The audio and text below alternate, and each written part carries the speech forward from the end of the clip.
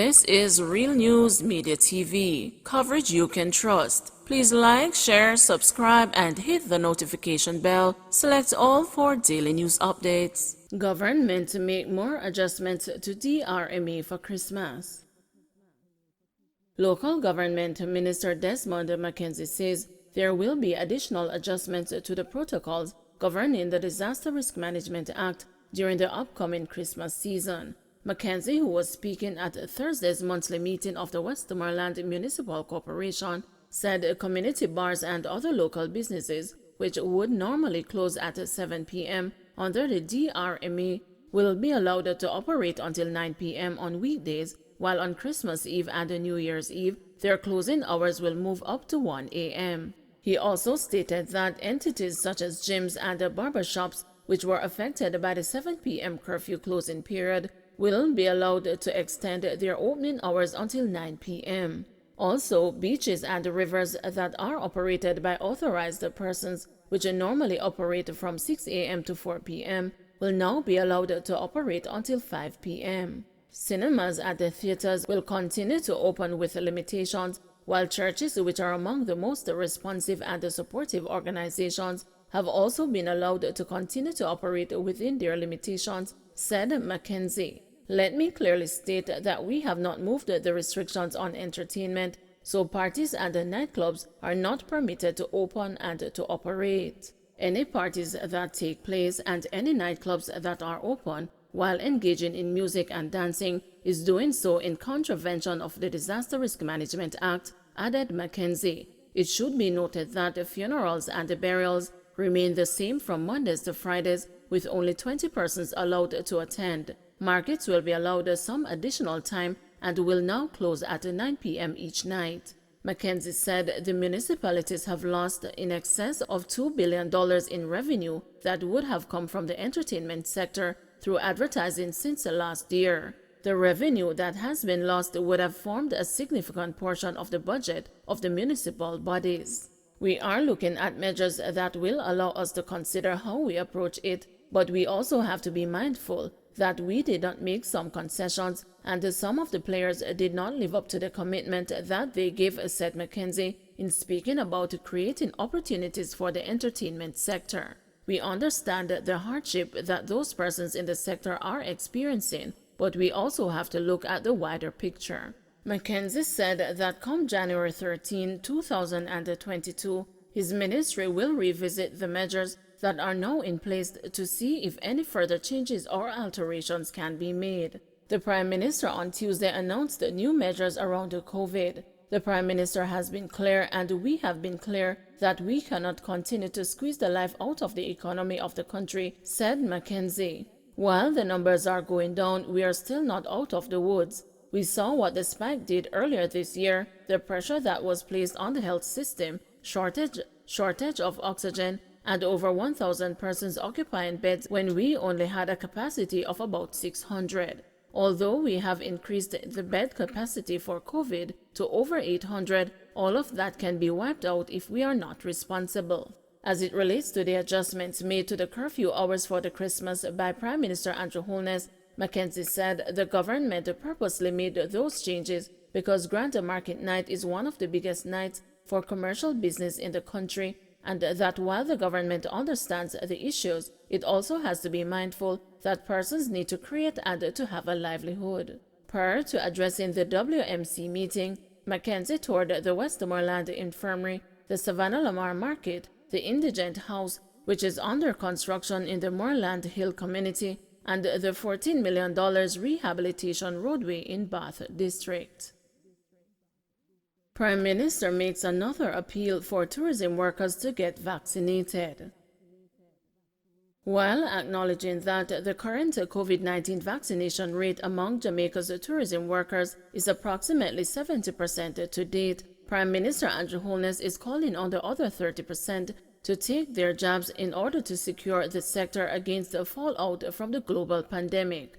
Tourism is the heartbeat of Jamaica, and this is not an industry we can allow to be affected and restricted by the pandemic. At the same time, we have to ensure the livelihood of the people in the industry, and everyone in the industry should protect themselves by getting vaccinated, said Holness while addressing Thursday's official opening of the Ocean Eden Bay Hotel in Coral Springs, Trelawney. There is a need for all Jamaicans, especially our hard-working tourism workers, to get vaccinated to shield themselves, their guests, and of course, their own families and friends with whom they must interact every day, continued Holness. I understand the vaccination rate among tourism workers is moving towards 70%. That is very high and very commendable. The Prime Minister said the opening of the Ocean Eden Bay Hotel is an indicator that Jamaica has been accepted as a resilient tourism destination. We see this opening as a strong sign and an endorsement of Jamaica as a strong country. We are going to recover to where we were before, and we are going to go much higher, stated Holness. In August, Tourism Minister Edmund Bartlett said that all tourism workers who interface with cruise ship passengers must be vaccinated. Bartlett subsequently launched an initiative to vaccinate 170,000 tourism workers. This led to several vaccination blitz at different locations across the island, with some 2,000 tourism workers getting the job up to the first week of September. Thursday's opening of the Ocean Eden Bay Hotel, which falls under the Spain-based H10 Hotels chain, marked Jamaica's first hotel opening since the onset of the pandemic in March 2020. The resort is a 5-star all-inclusive facility boasting 444 suites, meeting facilities and convention services, a variety of sport and entertainment options, and access to the amenities of the neighboring Ocean Coral Spring. Government signs a $120 million contract to upgrade Clarendon Parish Court. The Justice Ministry has signed a $120 million contract to upgrade and renovate the facilities at the Clarendon Parish Court. The contract will be executed by G-Chuck Consultants and the Construction Limited. Justice Minister Delroy Chuck says the ministry is committed to improving the facilities of justice institutions across the island.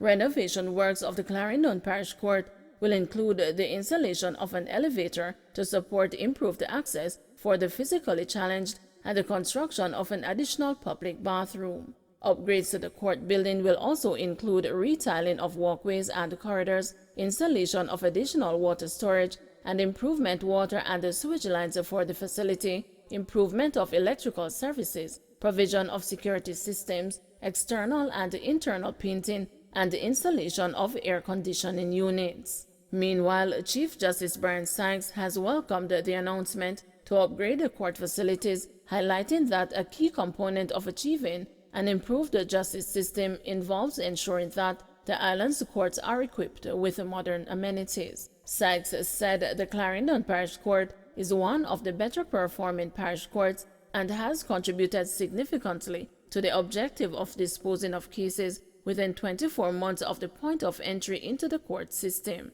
The renovation, therefore, will enhance the circumstances in which justice is delivered and contribute to the executive's mission of creating a first-class justice system for Jamaicans, the Chief Justice said. In November, the Justice Ministry handed over 2 new mobile units to the Court Administration Division, which will be used by the courts to facilitate remote testimonies by vulnerable witnesses. Harrison Henry wants Jamaicans to be more aware of rights. Public Defender Arlene Harrison Henry is urging Jamaicans to become more aware of their rights and responsibilities, noting that the two go hand in hand. Speaking yesterday, which was observed as International Human Rights Day, during an opening ceremony for the Central Regional Office of the Public Defender in Mandeville, Manchester, she noted that renewed calls for the advancement of human rights in the country by tackling issues associated with adherence to COVID-19 protocols, even as the island battles corruption and criminality. The Central Regional Office, which serves the parishes of Manchester, St. Elizabeth, and Clarendon, is part of the agency's trust to bolster its push to protect constitutional rights and investigate alleged violations as it makes its services more accessible. We believe that offices like ours should be readily accessible to the community and that we must make ourselves available to everyone in the island, said Harrison Henry. We know that we live in very perilous times, and we know that when we talk about advancing human rights, it is our call to remind us that we have a particular responsibility to ourselves. When we talk about the Big C, it is no longer cancer, it is the coronavirus, criminality, and corruption. She said that the work in the region has already begun to bear fruit in making successful representation on behalf of persons before the courts who were unfit to plead to have them released to their families. Harrison Henry indicated that although the pandemic has somewhat scaled back the agency's activities, its efforts to ensuring persons are aware of their rights were being maintained. We want people to become more rights aware and more responsibility aware. We would like to see a much broader involvement of community. When garbage is not picked up on time, it is a violation of the right to a clean and productive environment and a violation of the right to be treated humanely, she said. Manchester Custos Garfield Green, the keynote speaker at the ceremony, pointed to issues of inequality in terms of limited access to buildings and services for the disabled and poor sanitary conveniences for customers seeking to do business at the various establishments. It is very obvious that inequality is tightening our growth and development. It is threatening our human rights, our peace and security, and ultimately, the sustainable future we want for ourselves. The situation can only be better when each one serves one, he stated. Don't forget to like, share, subscribe, and hit the notification bell. Select all for daily news updates.